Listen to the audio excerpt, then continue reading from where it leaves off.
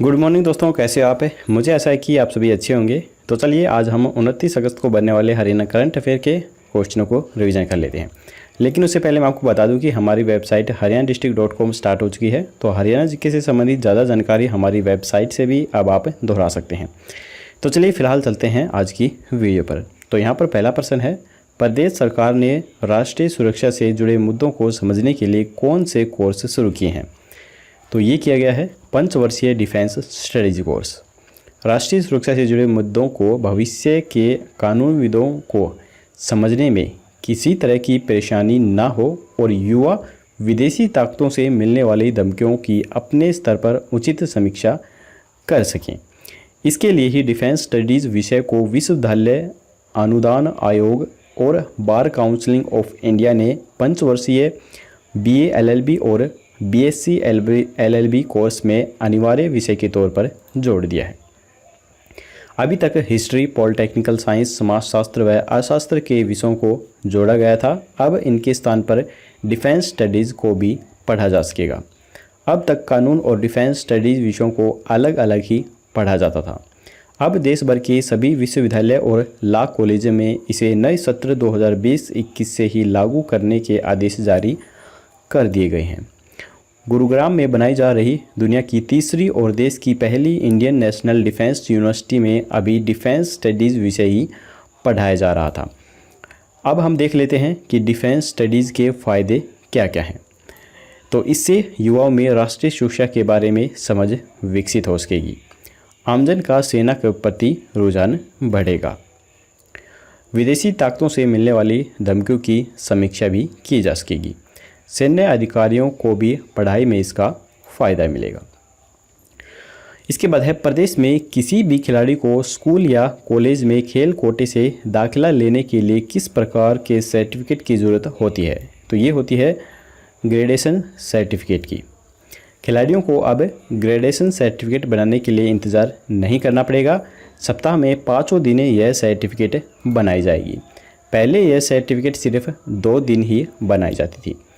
विभागीय जानकारी के अनुसार अब खिलाड़ी सोमवार से शुक्रवार DSO ऑफिस जाकर अपना ग्रेडेशन सर्टिफिकेट बनवा सकते हैं। स्थानीय सुभाष स्टेडियम में ग्रेड C और ग्रेड D के सर्टिफिकेट बनते हैं। किसी भी खिलाड़ी को स्कूल व कॉलेज में खेल कोटे से दाखिला लेने के लिए ग्रेडेशन सर्टिफिकेट देना होता है।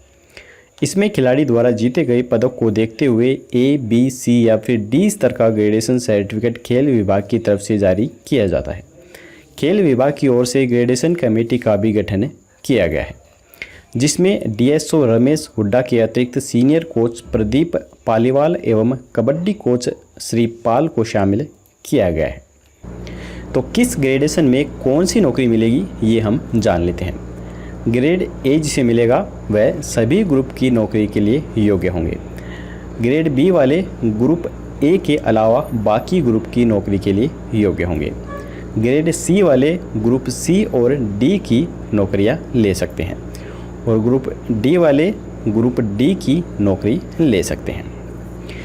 इसके बाद है क्वेश्चन नंबर 3, गुरु जम्भेश्वर यूनिवर्सिटी के नए रजिस्ट्रार किन्हें बनाया गया है? तो ये बनाया गया है डॉक्टर अवनीश वर्मा को। डॉक्टर अवनीश वर्मा को GJU का स्थायी तौर पर रजिस्ट्रार बनाने की घोषणा कर दी गई है। GJU के कुलपति प्रोफेसर टंकेश्वर कुमार ने बताया है कि डॉक्टर अवनीश अभी तक कुरुक्षेत्र यूनिवर्सिटी के डिपार्टमेंट ऑफ इंस्ट्रूमेंट्स में बतौर एसोसिएट प्रोफेसर कार्यरत थे। डॉक्टर अवनीश को पूरे 22 साल का एक्सपीरियंस है। इन्होंने कुरुक्षेत्र यूनिवर्सिटी में 2004 के अंदर ज्वाइन किया था। वहीं 2016 से एसोसिएट प्रोफेसर के रूप में काम कर रहे हैं। प्रोफेसर टंकेश्वर कुमार ने नए रजिस्ट्रार की नियुक्ति पर खुशी जताई और कहा कि 1-2 दिन के अंदर ही डॉक्टर अवनीश वर्मा आधिकारिक तौर पर अपना कार्यभार संभाल लेंगे। इसके बाद है, प्रदेश सरकार ने लॉकडाउन को शनिवार और रविवार से बदलकर किस वार को रखने की घोषणा की है? तो ये घोषणा की गई है सोमवार और मंगलवार को। हरियाणा सरकार ने बीते 22 अगस्त से शुरू किए गए वीकेंड लॉकडाउन का फैसला शुक्रवार को बदल दिया है। अब शनिवार और रविवार की जगह सोमवार और मंगलवार को लॉकडाउन लगाया जाएगा। इस समय सिर्फ आवश्यक चीज़ों की दुकानें ही खुली रहेंगी, बाकी सभी दुकानें बंद रहेंगी। प्रदेश में फिलहाल कोरोना की स्थिति कुछ इस प्रकार से है। प्रदेश में कोरोना संक्रमितों की संख्या 59,000 के पार पहुंच चुकी है। 2018 मरीजों की हालत फिलहाल चिंताजनक बनी हुई है। इनमें से 181 मरीजों की सांसें ऑक्सीजन के सहारे चल रही हैं, तो 37 वेंटिलेटर पर जिंदगी से जंग लड़ रहे हैं।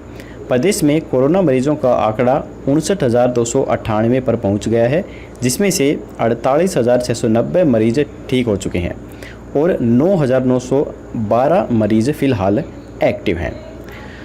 अभी तक 646 मरीजों की कोरोना के कारण मौत हो चुकी है। तो यहाँ पर हरियाणा में सोमवार और मंगलवार को लॉकडाउन लगाया जाएगा, तो क्या चीज़ें खुलेंगी और क्या बंद रहेंगी वो हम जान लेते हैं। तो ये जो लॉकडाउन लगाया गया है ये टोटल लॉकडाउन नहीं लगाया गया है। ऐसे में जो पब्लिक ट्रांसपोर्ट है वो चलता रहेगा। सिटी बसें, प्राइवेट बसें, auto, taxi, cab, e rickshaw ये सब चलाई जाएंगी। लोगों की निजी वाहनों से आवाजाही पर किसी तरह की रोक नहीं है। और पब्लिक प्लेस की बात करें तो सरकारी और प्राइवेट ऑफिस बंद रहेंगे, होटल, रेस्टोरेंट बंद रहेंगे, शॉपिंग मॉल, मार्केट, बाज़ार बंद रहेंगे, लेकिन धार्मिक जो स्थल हैं वह खुले रहेंगे। ज़रूरी सामान की दुकानों के अलावा electronics, crockery, hardware, hair salon आदि सभी दुकानें बंद रहेंगी। इसके अलावा बाज़ारों के अंदर एसेंशियल सर्विस पूरी तरह से चालू रहेंगी। इनमें राशन, दूध, सब्जी आदि की दुकानें शामिल हैं। मेडिकल शॉप पूरी तरह से खुले रहेंगे। पंक्चर की दुकानें, पेट्रोल पंप, ढाबे आदि भी खुले रहेंगे। तो ये फैसला सोमवार और मंगलवार के लॉकडाउन के अंदर लिया गया है। इसके बाद है क्वेश्चन नंबर 5। किस यूनिवर्सिटी ने विद्यार्थियों को योग के गुरु सिखाने का फैसला लिया है? तो ये लिया है HAU यूनिवर्सिटी ने। अब HAU के स्टूडेंट्स घर बैठे ही योग के गुर सीख सकेंगे। HAU के कुलपति की पहल के अनुसार स्टूडेंट्स को स्वस्थ रखने के उद्देश्य से ऑनलाइन ही योगिक क्रियाएं भी सिखाई जाएंगी। इसके लिए योग के जानकार प्रोफेसरों की ड्यूटी भी लगाई गई है। कोरोना वायरस से बचाव के मद्देनज़र HAU में छात्र एवं छात्राओं को ऑनलाइन ही पढ़ाई भी करवाई जा रही है।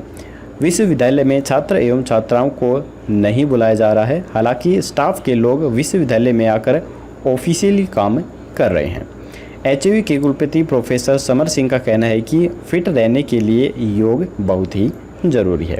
इसी उद्देश्य से छात्र एवं छात्राओं को फिट रखने के लिए प्रतिदिन ऑनलाइन ही सुबह के समय योगिक क्रियाओं, अनुलोम विलोम से लेकर सूर्य नमस्कार आदि के गुर भी सिखाए जा रहे हैं। इसके लिए महिला और पुरुष दोनों प्रोफेसरों की ड्यूटी लगाई जाएगी। तो चलिए इसके बाद है क्वेश्चन नंबर 6। हरियाणा में 1 जुलाई सन 2019 से 31 दिसंबर सन 2019 तक संभावित हत्या की घटनाओं में कितने प्रतिशत तक की कमी आई है? तो ये कमी आई है 17% की। राज्य के अतिरिक्त पुलिस महानिदेशक नवदीप सिंह विर्क ने बताया है कि पुलिस ने 2 जुलाई से 15 जुलाई 2019 तक ऐसे मामलों की पहचान और उनका विश्लेषण करने के लिए स्पेशल मैपिंग की है। पुलिस टीमों ने 178 संभावित हत्या विवाद बिंदुओं में व्यक्तिगत प्रतिशोध या फिर रंजिश के बारे में व्यवस्थित रूप से अध्ययन किया है। इसके बाद नियमित रूप से उनकी निगरानी की है और इसका नतीजा यह रहा है कि प्रदेश में हत्या के 31 मामले कम हुए हैं। विर्क के मुताबिक जहां 1 जुलाई 2018 से 31 दिसंबर 2018 तक 573 मामले दर्ज किए गए हैं, वहीं 2019 में इसी अवधि में यह आंकड़ा 17% की गिरावट के साथ 542 रहा है। ADGP law and order Navdeep Singh Virk ने कहा है कि विगत वर्ष की गई कार्रवाई के सकारात्मक परिणाम मिलने पर इस प्रकार का एक दूसरा अभियान भी 1 से 15 सितंबर 2020 तक चलाने की योजना बनाई गई है।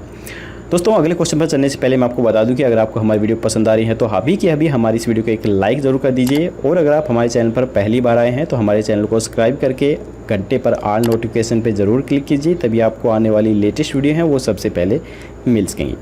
तो चलिए चलते हैं अगले क्वेश्चन पर।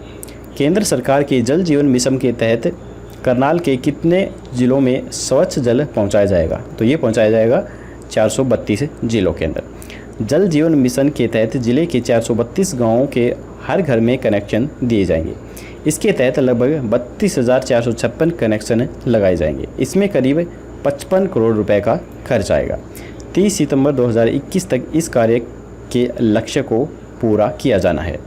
बहुत से गांवों में जगह जगह समरसिबल ट्यूबवेल लगे हुए हैं, जिनसे पानी आवश्यकता से कई गुना अधिक नालियों में वेस्ट हो जाता है। उनको चलाने व बंद करने का कोई निश्चित समय भी नहीं है।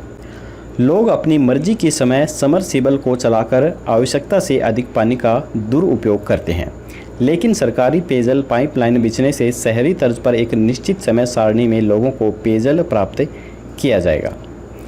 भारत सरकार ने हाल ही में हरियाणा के कितने जिलों में नेशनल क्रैच सिस्टम के तहत 80 नए क्रैच सेंटर खोलने की अनुमति दी है? तो ये अनुमति दी गई है 9 नए सेंटर खोलने की। जल्दी ही नेशनल क्रैच स्कीम के तहत नए क्रैच सेंटर खोले जाएंगे। इसके साथ जो सेंटर चल रहे हैं उन्हें अपग्रेड वे में चलाया जाएगा। नए सेंटर के लिए सर्वे भी करवाया जा रहा है, जबकि जो क्रैच सेंटर बंद हैं उन्हें खोलने की मांग तेज हो गई है। अब यहाँ बच्चों को अधिक समय तक रखा जा सकेगा। इसके साथ यहाँ खेलने और एक्टिविटी की सुविधा भी होगी। जिला कार्यक्रम अधिकारी के निरीक्षण के बाद दी लोकेशन के आधार पर केंद्र खोले जाएंगे। सोनीपत, जींद, रोहतक, पलवल, झज्जर, रेवाड़ी, भिवानी, हिसार, पानीपत में 80 क्रैच केंद्र चलाने की भारत सरकार ने स्वीकृति दी है। इसके बाद है हरियाणा की किस नगर पालिका को नगर परिषद का दर्जा दिया जाएगा? तो ये दिया जाएगा नूंह को। सरकार ने विधानसभा में नगरपालिका अधिनियम 1973 को संशोधित कर हरियाणा नगरपालिका संशोधन विधेयक 2020 पारित कराकर इसका प्रावधान किया है। नूंह को नगर परिषद का विशेष दर्जा मिलेगा, चूंकि पालिका क्षेत्र की आबादी पर्याप्त नहीं है। इस समय हरियाणा में 22 जिले हैं। 21 जिलों में उनके मुख्यालय पर नगर निगम या नगर परिषद अस्तित्व में है, जबकि नूंह के जिला मुख्यालय पर नगर पालिका है। हरियाणा नगर पालिका अधिनियम 1973 के अनुसार नगर परिषद घोषित करने के लिए कम से कम 50,000 की जनसंख्या चाहिए है। जनगणना 2011 के अनुसार नूंह की जनसंख्या 16,260 है। वह वर्तमान जनसंख्या 24,390 तक पहुंच गई है। नूंह नगर पालिका क्षेत्र में किए जाने वाले विकास कार्यों की गति बढ़ाने व निवासियों को बेहतर नागरिक सुख सुविधाएं मुहैया कराने के लिए नगर परिषद को अस्तित्व में लाने का फैसला लिया गया है। नूंह को नगर परिषद के रूप में घोषित करने के लिए हरियाणा नगर पालिका अधिनियम 1973 की धारा 2 क में संशोधन किया गया है। संशोधन अधिनियम में यह प्रावधान किया गया है कि अध्यक्ष सहित पालिकाओं में भी सीटें सीधे चुनाव द्वारा चुने गए व्यक्तियों से ही भरी जाएंगी।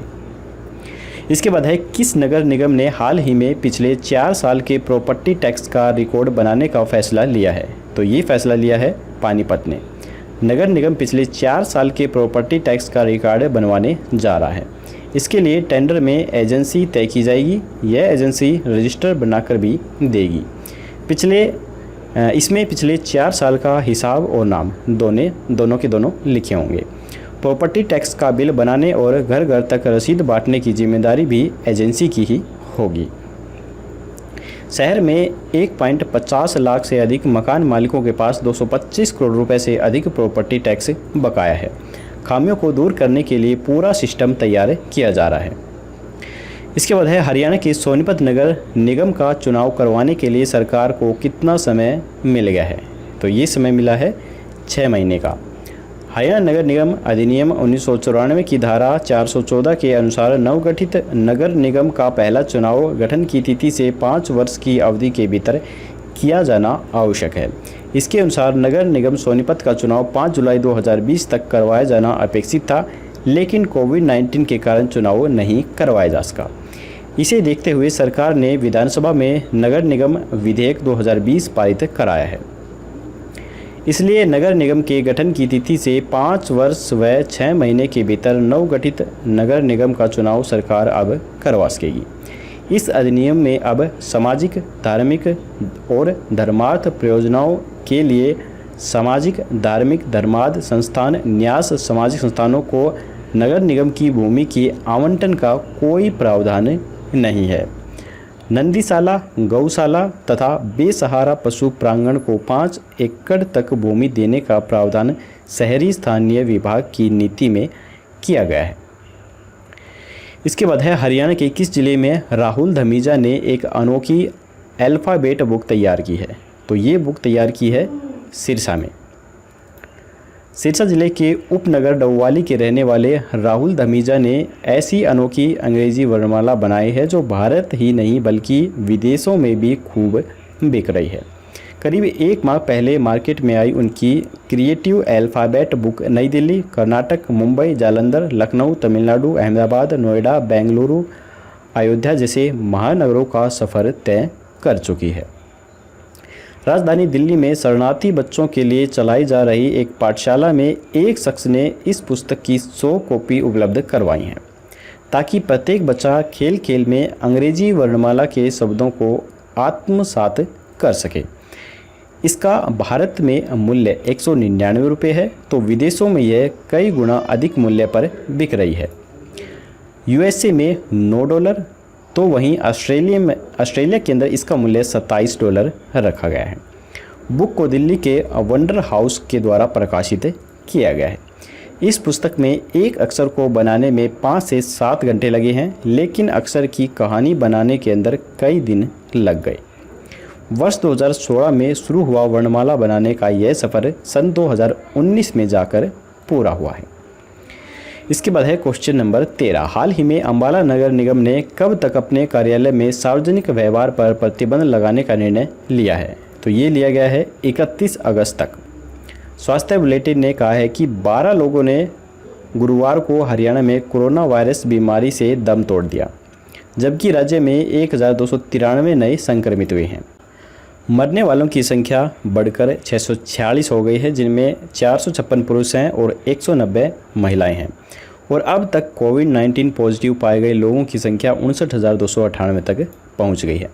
पानीपत जिले में अधिकतम 1068 सक्रिय मामले थे। उसके बाद गुरुग्राम में 936, जबकि नूह में राज्य में सबसे कम सक्रिय मामले सिर्फ 67 ही थे।